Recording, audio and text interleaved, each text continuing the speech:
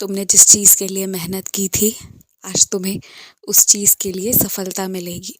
तुम्हें खुशी होगी क्योंकि आज तुम बहुत अच्छी खबर सुनने वाले हो, जिसे सुनने के लिए तुम्हारे कान भी तरस रहे थे पिछले कुछ सालों से, और खासकर 1.5-2 सालों से। तुम्हारे रिश्ते के फैसले करने वाला कोई तीसरा इंसान नहीं आ सकता। अगर तुम कानूनी तौर पर फैसला करवा रहे हो तो बात अलग है, पर अगर वो कानूनी तरीका नहीं है, बस आपस की घर घर की बात है, तो उसमें सारे सगे संबंधी रिश्तेदारों को शामिल मत करो। तुम्हारा रिश्ता है, जिससे है जो भी है, आपस में समझो, बात करो।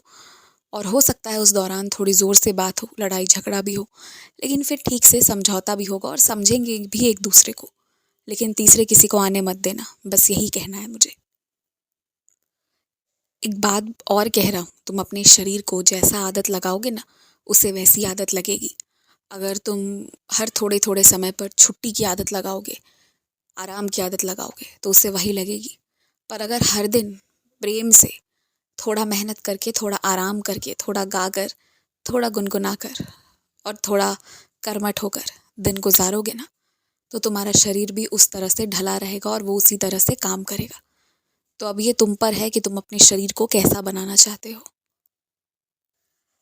कच्चे फल खरीद कर खा रहे हो या फिर अगर बाहर कटवा कर खा रहे हो ना, तो पहले ना उसे पानी से खूब अच्छे से धो लो।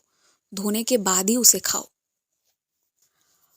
और कोशिश किया करो कि घर से ही अपना पानी कम से कम लेकर जाओ। जितना तुम्हें पूरे दिन में लगता है उतनी पानी लेकर जाओ।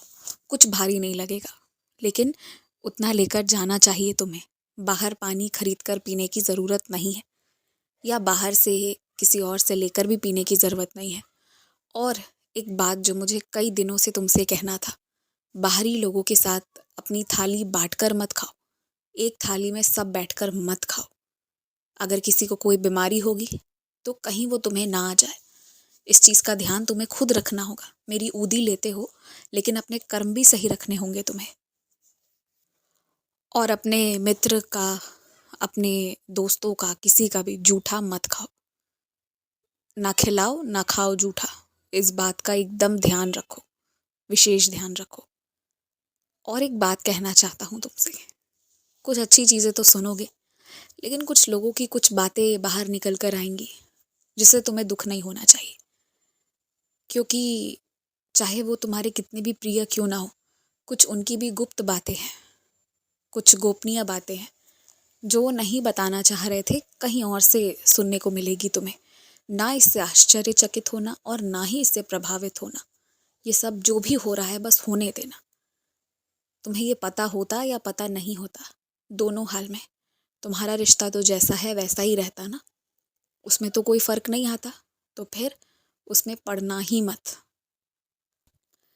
जिस दिन मुझे तुम्हें जिस रास्ते पे ले जाना होगा और तुम्हारे पेशे को जिस दिन बदलवा कर जो करवाना होगा ना, पूरे घर वालों का मन भी एक साथ बदल दूंगा। जादू ऐसा होगा जो तुमने सोचा नहीं है। सब बदल जाएगा। केवल एक काम करो, व्यायाम रोज करो। अपने शरीर को अच्छा बनाना बहुत ज़रूरी है। अपने शरीर की कीमत समझो।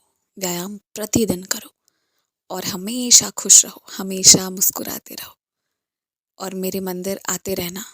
अभी तो मैं आता हूँ तुम्हारे पास, पर तुम्हें भी चल कर आना चाहिए मेरे पास।